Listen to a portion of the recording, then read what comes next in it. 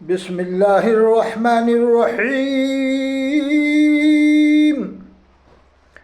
آج کی ہم اپیل کرتے ہیں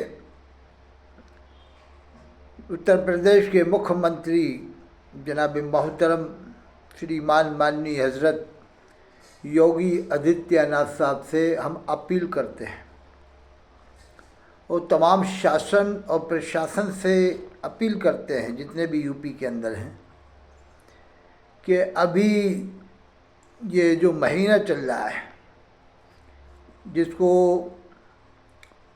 ربیع الآخر کہتے ہیں، اس کا چاند دکھ گیا ہے غالباً، تو اس کی یہ 11 تاریخ کو لوگ جلوس نکالنا شروع کر دیے ہیں۔ کچھ لوگ مسلم سماج کے کچھ لوگ جیسے کوٹا میں، للت پور میں اور پیلی بھیت میں، ہو سکتا ہے کانپور میں بھی کر دیا ہو، تو اس کی قطعاً پرمیشن نہ دیں، اس لیے کہ اسلام میں اس کی بالکل قطعاً اجازت نہیں ہے۔ اور جن کا یہ جلوس نکالتے ہیں 11 تاریخ کو، وہ خود ان سے سخت ناراض ہیں اور ان کے لیے منع کر رکھا ہے ایسے لوگ جو بے نمازی ہیں کہ ان کو مسلمانوں کے قبرستان میں بھی دفن مت کرو، ایک گڈھا کھود کے اس میں کہیں بھی گاڑ دو، یعنی ان لوگوں کو جو بے نمازی ہیں۔ بے نمازی کا تو بہت سخت معاملہ ہے اسلام کے اندر۔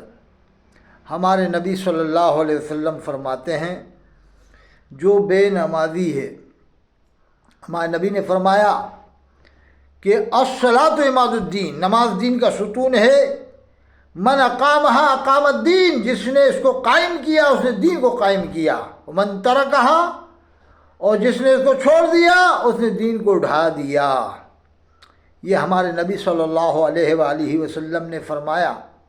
اور آج جتنے لوگ جلوس نکالتے ہیں زیادہ تر بے نمازی ہوتے ہیں، تو میری شاسن پرشاسن سے اپیل، خاص طور سے ماننی شریمان جناب محترم حضرت یوگی آدتیہ ناتھ صاحب سے اپیل ہے کہ اس کی پرمیشن نہ دیں اور مجھے بلائیں آپ۔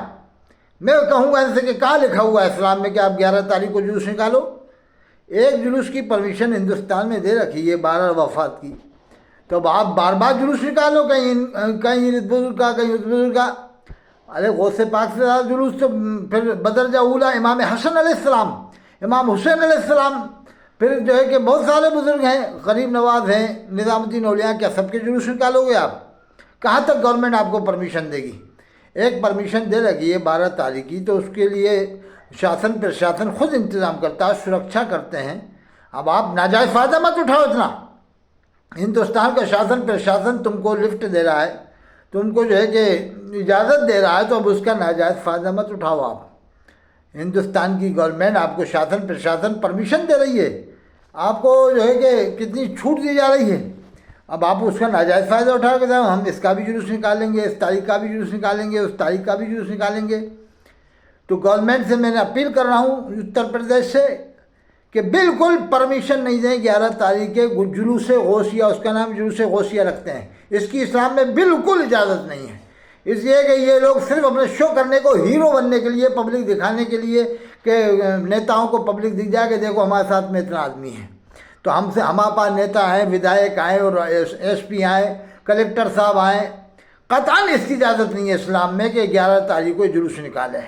اور بھی بہت ساری یہ حرکتیں کرتے ہیں، محرم کے دنوں میں ڈھول بجا رہے ہیں جس سے پریشانی ہوتی ہے لوگوں کو، ہمارے ہندو بھائیوں کو بھی پریشانی ہوتی ہے، ڈھول بجانے کی بھی اسلام میں قطعاً اجازت نہیں ہے، ویسے بھی اجازت نہیں ہے۔ پھر اس دن امام حسین السلام شہید ہوئے ہیں، اس دن یہ لوگ ڈی جے بجانا اور ڈھول بجانا، یہ تو اس کی قطعاً اسلام میں اجازت نہیں ہے۔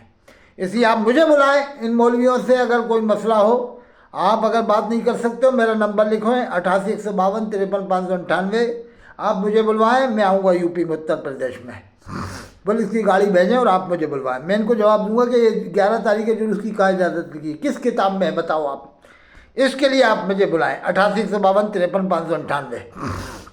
اسلام جو ہے، اسلام میں یہ باتیں کی اجازت نہیں ہے۔ اسلام میں تو ہے 5 ٹائم کی نماز پڑھو، روزہ رکھو، زکوٰۃ دو، حج کرو اور حلال روزی کھاؤ، کسی کی بہن بیٹی کو بری نظر سے نہ دیکھو۔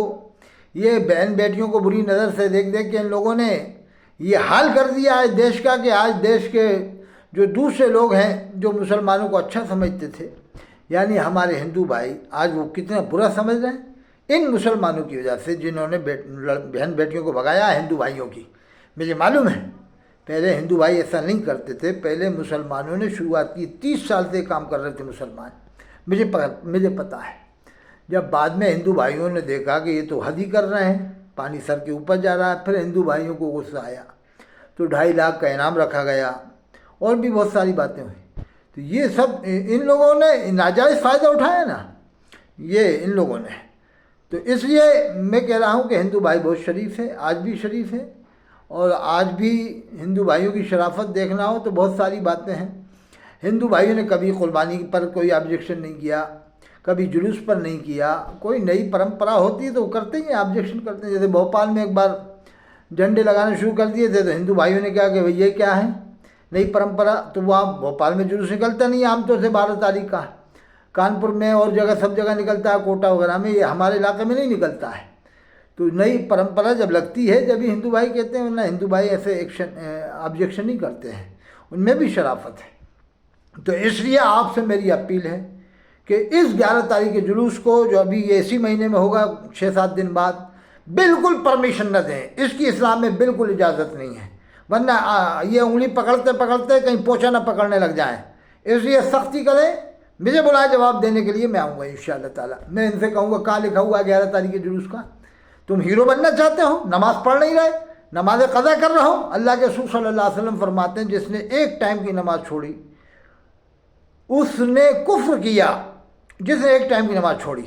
اور قیامت میں ہمارے نبی صلی اللہ علیہ وسلم فرماتے ہیں سب سے پہلے نماز کا حساب ہوگا۔ سود کھا رہے ہیں، بیاس کھا رہے ہیں، ہمارے بنیا لوگ 2%، 2.5% لیتے ہیں، اور یہ 20% لیں، 10% لیں، اور اپنے آپ کو کہیں گے مسلمان ہے، کہے کہ تم مسلمان ہو۔ قرآن میں ہے جو سود لینے سے بات نہیں آتا، اللہ فرماتا ہے فَأَذَنُوا بِحَرْبٍ مِّنَ اللَّهِ وَرَسُولِهِ، وہ اللہ اس کے رسول سے جنگ کے لیے تیار ہو جائے، یہ قرآن کریم میں ہے۔ اور یہ لوگ اپنے آپ کو پھر مومن بنے سود لے کر کے، اللہ ہم سب کی حفاظت فرمائے۔